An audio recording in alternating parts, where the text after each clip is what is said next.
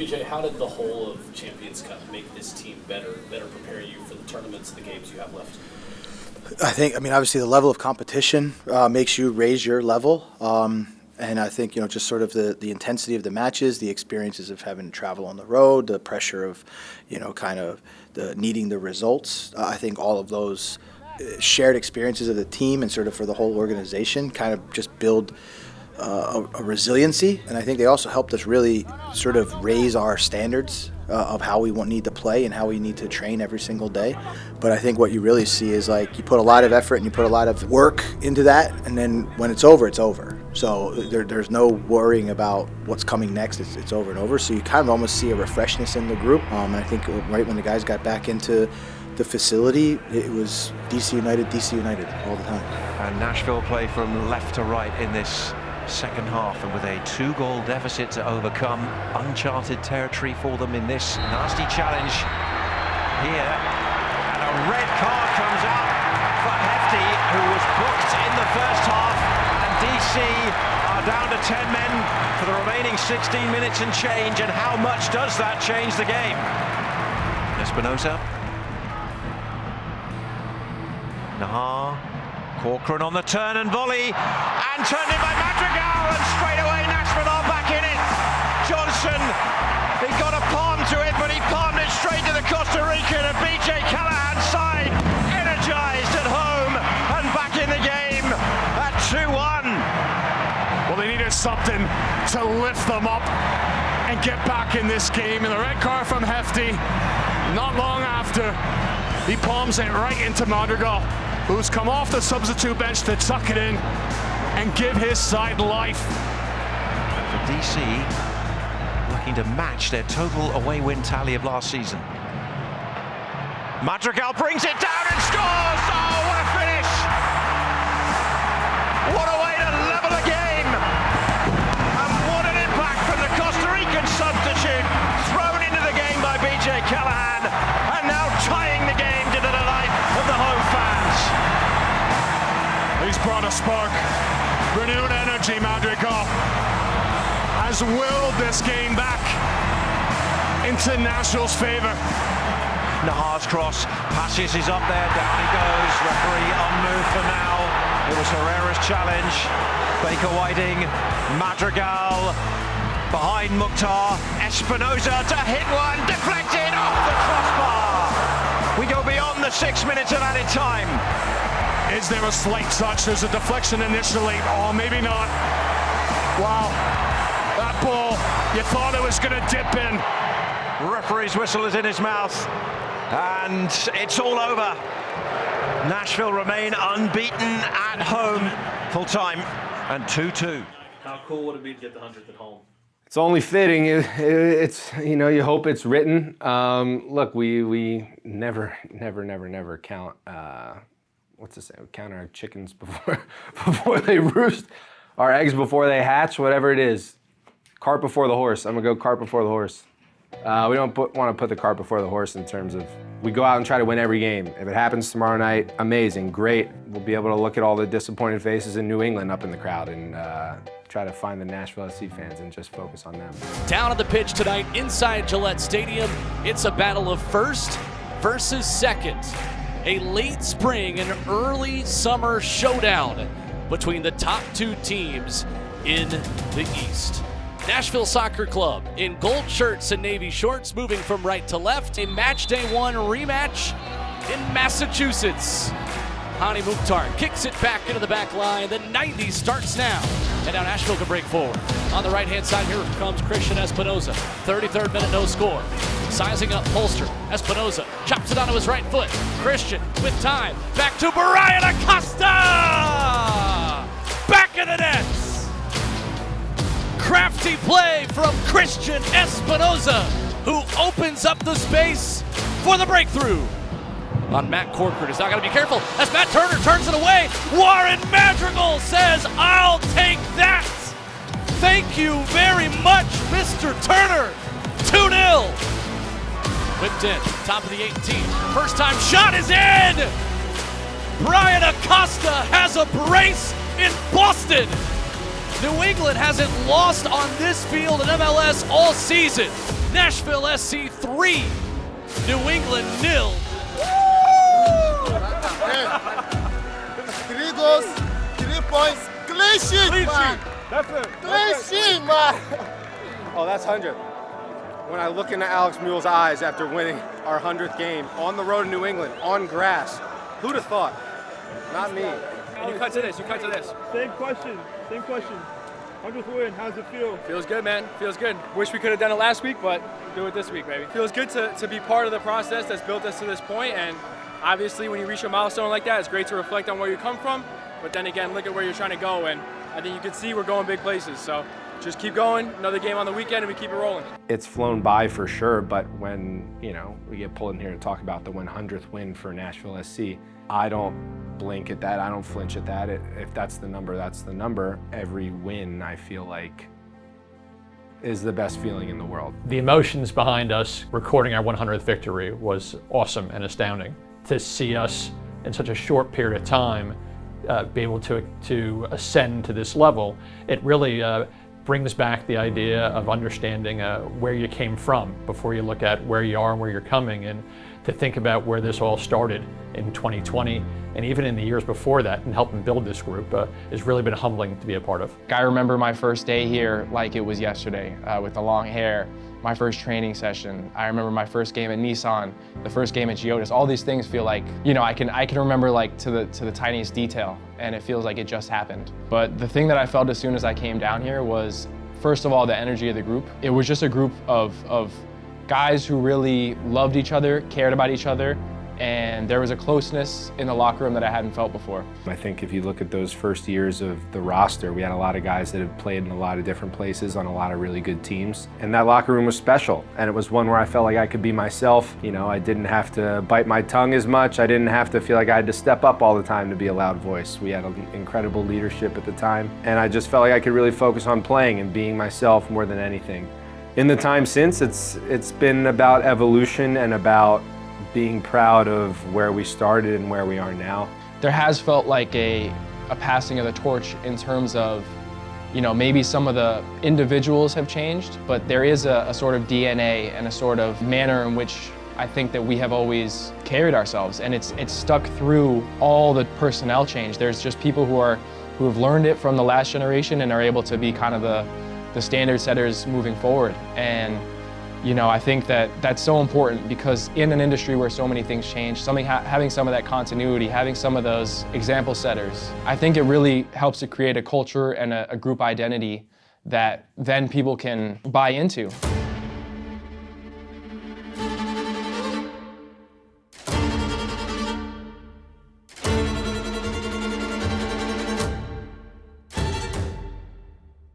For us, I think I want to have things like the NSC way not just be words that hang on a wall, but to be like a living, breathing organism. That's something you can tell it when you see it.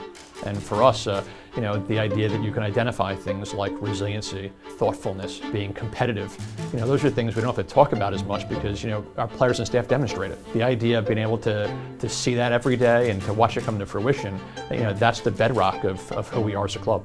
This club really is a club of winners. I think that to me is like the biggest honor and the biggest joy, to be able to play with guys who show up every day. They act in a way that's going to lead them towards these lofty goals. And just because, when you're a winner, that doesn't mean you win every time you play. But it's the mentality that you have and the expectations that you set. And to be with winners, again, that's all you want as a player. You want to be with guys who are like-minded, who are going to push each other, and who love each other, of course, but at the end of the day, they want to win more than anything. I think the spirit of the team is something that continues to grow, but always is rooted in something that was here before.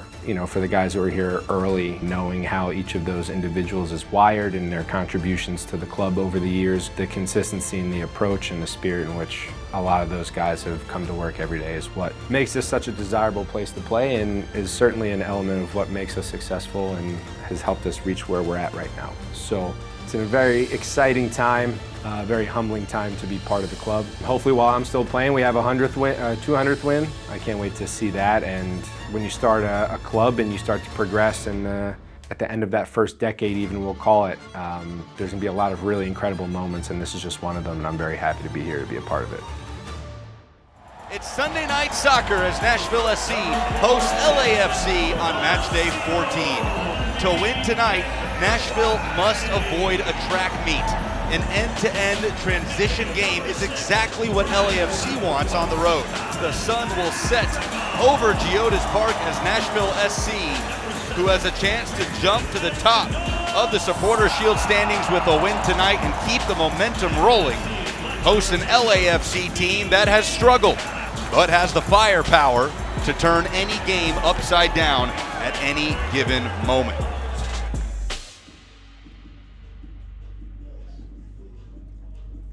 Okay, when you look around this locker room, the quality in this locker room allows us to walk out of here tonight, right, and know that we can compete eye to eye with them. The ability that whatever the game demands, we know for 90 minutes we're going to compete like f***ing against them, whether we're tackling them, everything. And that's the difference. We earned this opportunity to play on Sunday night, and that the whole league is watching us. We deserve this, every single player of us. And this is what I want to see out there. Confidence in every single player. It doesn't matter who you are marking. We have the mentality. We are a top team. We are a top team. And this is what we have to put in our head. I don't care what the game gives us. We have confidence in everyone. Everyone believes this guy is the best. I'm the best. And this is what we are. We are the best team. But we need to show it every single time we step on this field. Come on, boys. Confidence. Let's go. It is a bit of a muggy Sunday afternoon in Music City, 84 degrees. The sun will set over GEODIS Park.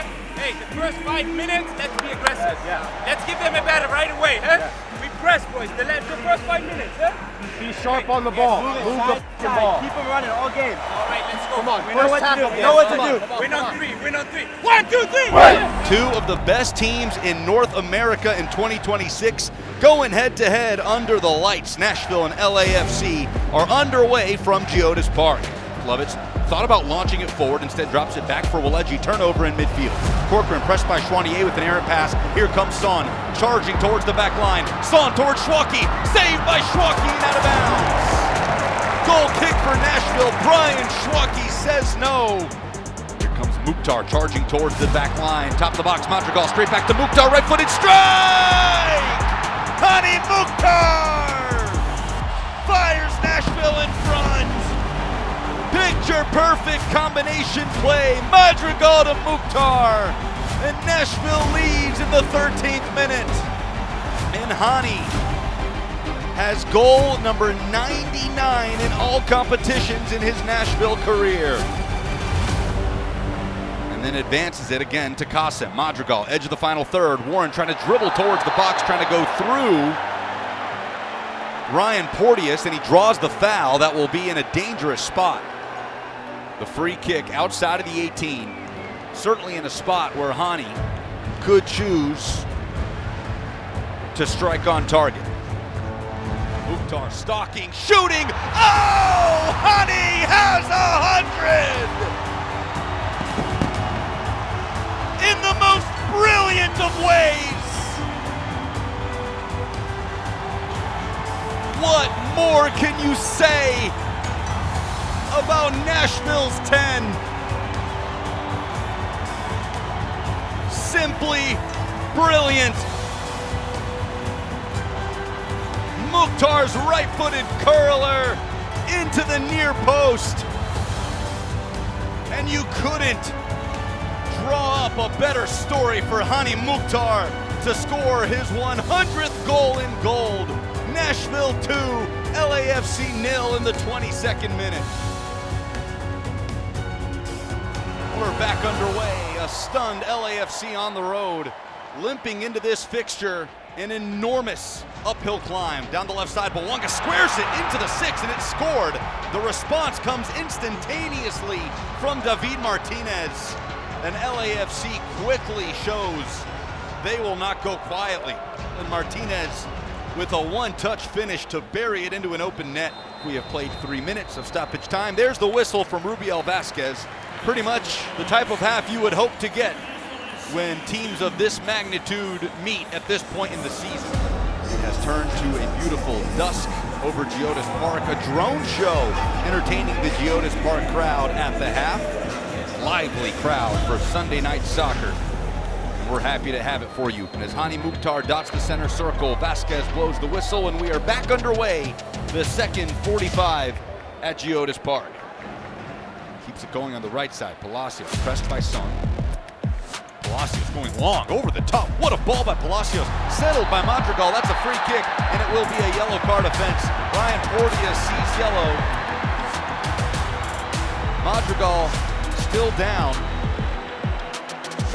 Trainers jog back to the near side, and now everyone will set up for this free kick. This one about 25 yards away from goal. Again, dead center.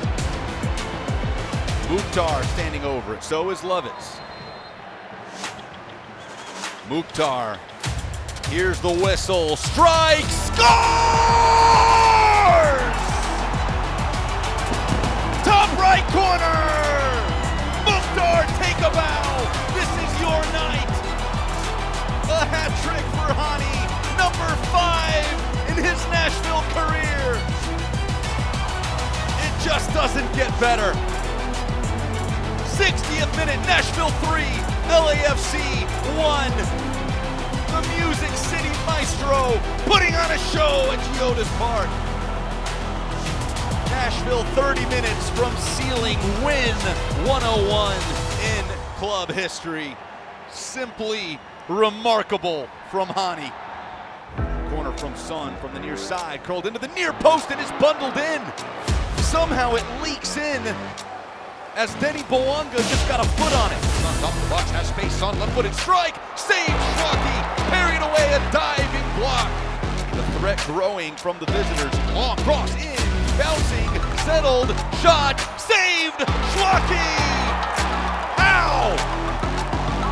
And that may be the save of the season by Brian Schwacke. Long ball, Hollingshead tried to switch to the near side, thumped clear by Bauer. Final whistle!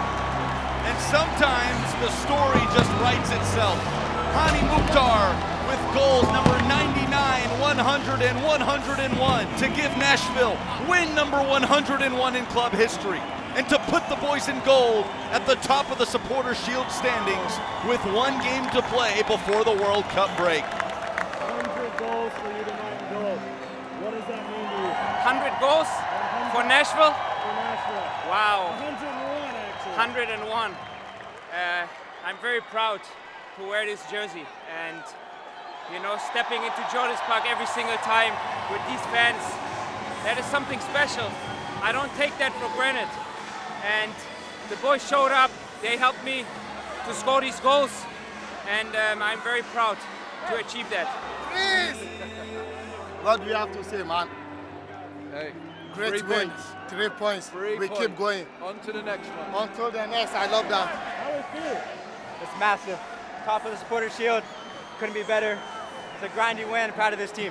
It has been a rainy, stormy week in Middle Tennessee, but it has cleared very nicely, setting a great scene for this match day 15 fixtures. But after the final whistle blows tonight, the boys in gold have a 7-week break before their next match. With the win tonight, they guarantee those weeks will be spent at the top of the MLS table. Nashville SC hosts NYCFC in an Eastern Conference clash on match day 15 of the MLS regular season. Okay, we do everything together tonight. With the ball, we're all moving together, up and down the field, looking to get on the ball. Defensively, collectively, we're moving together, we're competing together with maximum effort, maximum intensity for all 90 minutes. Today is our last opportunity. 7 weeks. We need to shine today. I don't need to motivate any one of us. This is our last opportunity before the break. We need to be flying out there from the first minute. We don't let them breathe. They played Wednesday. I want to see them under pressure the whole 90 minutes, boys. This is mentality. This is mentality. We have worked so long, 6 months for this opportunity, because now we have to show our mentality. And I want the next 7 weeks that we think about this brilliant game. This is all I'm asking from us. Come on, boys. Let's go. And it is a beautiful night for the beautiful game in Music City. Nashville SC 3 points away from securing the top of the table. NYC seeking its first ever win in Nashville. Nashville will go from left to right for what is the 9th meeting between these teams. Reese pressed a bit by Madrigal, turns it over, and it's out for a corner. Madrigal's incessant pressing paying off there. 16th minute, Nashville looking to open the scoring here. Both hands in the air for the Argentine winger. Christian approaches with the right foot. In swinging, ball back post. Palacios deflects in! Jeisson opens the scoring in the 17th minute. Nashville breaks down that wall. Jeisson Palacios will do a little dance in front of the fans here at GEODIS Park.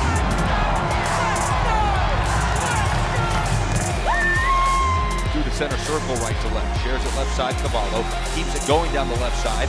Wide with the former Lipscomb man, Malachi Jones. Defended by Baker Whiting. Jones on his right foot into the box. Goes down. Penalty given.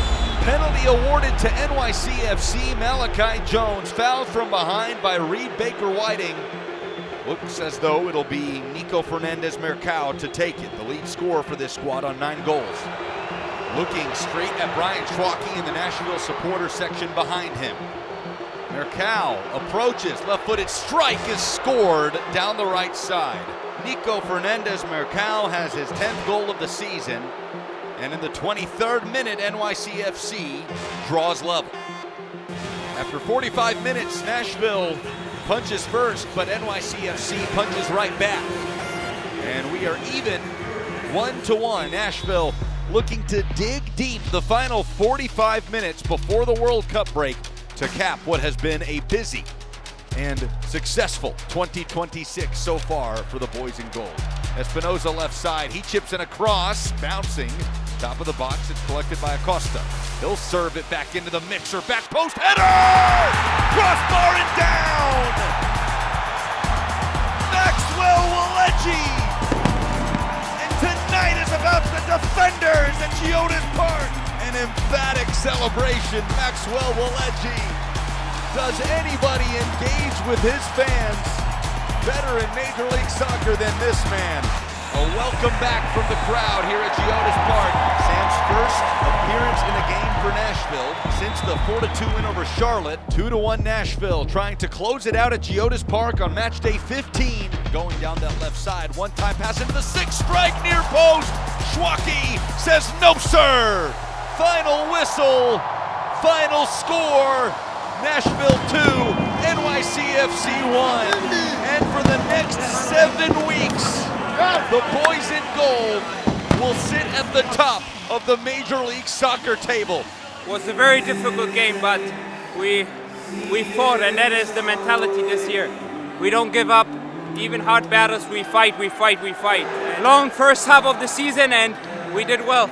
Now it's rest up and then go attack again. You know, it's been like 5 years I've not scored a goal.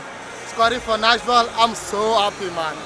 Finally, I'm excited, and yeah, let's have a rest now and go again, man. So World Cup break, and obviously it's unique that not only happens only once every 4 years, but to happen on domestic soil here in the US, Canada, and Mexico. So our league will take a break, a 7-week break. Our players will be given a 3-week break where they'll have a chance to decompress and take some time off. But then, it's critical for us to make sure that our players come back healthy, fresh, but also come back fit. And when you think about the number of games this group's had to play in such a short period of time, there's probably not another team that'll benefit more from the World Cup break than we are. And I think what's important is where, for us, is continuing and building off of this strong first start of our season. And it's critical for us to hit the ground with our feet running. Yeah, it's obviously something that's very new for us in this league. We haven't had this before. It's maybe quite comparable to like the winter break they get in Germany.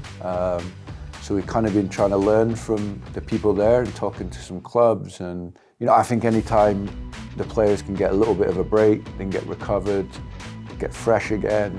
And then us as coaches, we get a period, a block of time now. I think we have 30 days when we start training to our first game against Atlanta. So we have kind of 30 training days in theory to kind of really, not necessarily imposing principles, but really getting into our details of our game model and the things we've learned from the first half of the season. Yeah, we started to discuss where we'll be. We'll come back and make another preseason, have a training camp, play a few matches. I think what we'll start to discuss in the next week or so is the details of that. We know where we're going to be and who we're going to play. It's like, what do we want after we reflect from this first part of the season? What do we feel like we need to improve, areas that we can focus on and help the players? And then and how do we continue to attack and add little tweaks to what we do? I think the way that we approach preseason, can't speak for other teams, but I feel like we put our foot on the gas right away. I feel like we hit form pretty quickly, whereas other teams, it takes them a couple gears or a couple months to really get going. So I feel like we really steamrolled early parts of the season due to that. I think the healthy part for us is now we get a break. You know, when you train really hard and you're really intense, bodies will break down, which is normal. And we've seen some of that recently, but at the same time, we get that break and we get everyone healed back up and ready to go.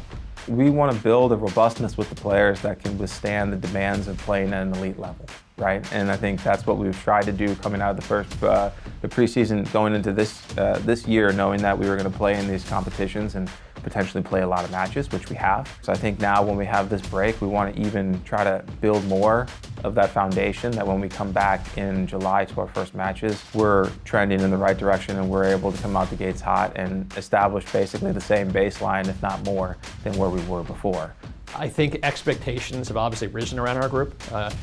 You know, I historically try to kind of sandbag and talk about why maybe we aren't as good as we are.